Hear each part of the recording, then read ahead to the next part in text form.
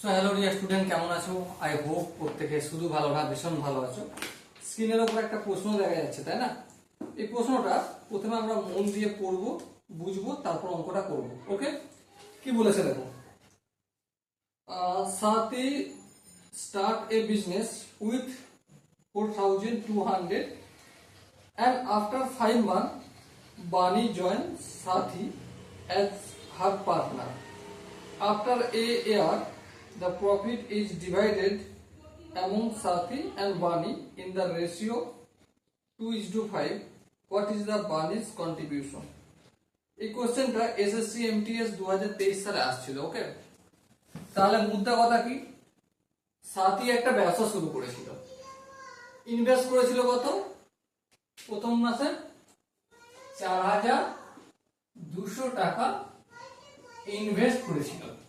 ওকে, এবারে বিজনেসটা চলছে, চলুক। প্রথম 5 মাস পর সাথী 5 মাস একা চালিয়েছে। তারপর 5 মাস পর বানি বিজনেসটা স্টার্ট করলো।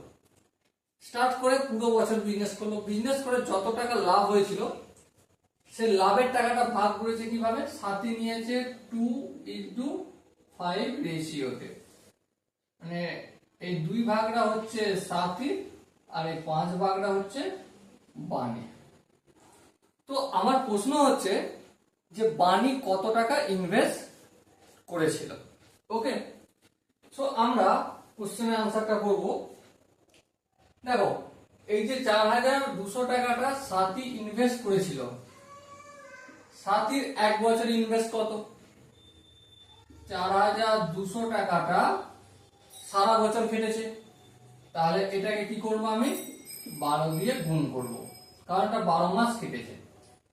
সো কত টাকা হবে টোটাল? 12 শূন্য 0, 12 শূন্য 0, 12 দুগুণে 24, 4 হাতে থাকে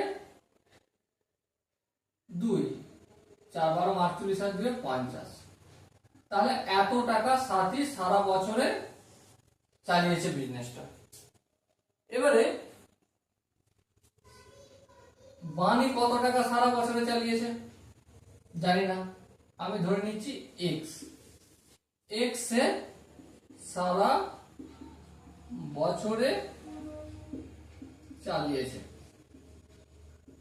ওকে, এবারে দেখো সাথীর টাকা কত? এই যে এখানে পেয়েছি 50,400, 50,400 ইদু, এটা সাথীর টাকা। আর বানির টাকা কত? এক্স, এই এক্স নিলাম। দুইজনের প্রফিটের রেশিও কত? 2:5। আশা করি এখানটা প্রত্যেকে বোঝা গেছে। এরপর দেখো ইউএসডি চিহ্নটা যদি তুলি, তাহলে কি হয়ে যায়? ডিভাইডেড বাই হয়ে যায়, তাই না?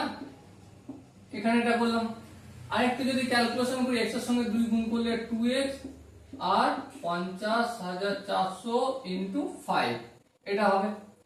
আরেকটু যদি ক্যালকুলেশন করি, x ইকুয়াল টু 50,400 ইন্টু 5/2। কাটাকাটি যদি করি, এখানটা দেখো কাটছি, 2 দুগুণে 4, 5 দুগুণে 10, 2 দুগুণে 4, এই 0 এই 0। 5 দিয়ে এটাকে গুণ করবো, 0 0, 5 দুগুণে 10 এর 0 হাতে থাকে 1, 5 5 এ 25 আর 1 এ 26 হাতে থাকে 2, 5 দুগুণে 10 আর 2, তাই তো? 5 দুগুণে 10 আর 2 12। এত টাকা সে সারা বছর চালিয়েছে। ওকে, এবার সাথী যেমন এখানে 4,200 টাকাটা প্রথম মাসে নির্ণয় লাগিয়েছিল, লাগিয়ে 1 বছর চালিয়েছিল, মানে 12 মাসে। কিন্তু বানি সারা বছর তো চালায়নি। হ্যাঁ, চালায়নি। বানি কবে থেকে বিজনেসে জয়েন করেছে? আফটার 5 মান্থ, 5 মাস পর। তার মানে বানির ওই 1,26,000 টাকাটা কত মাসে চলেছে? 7 মাসে।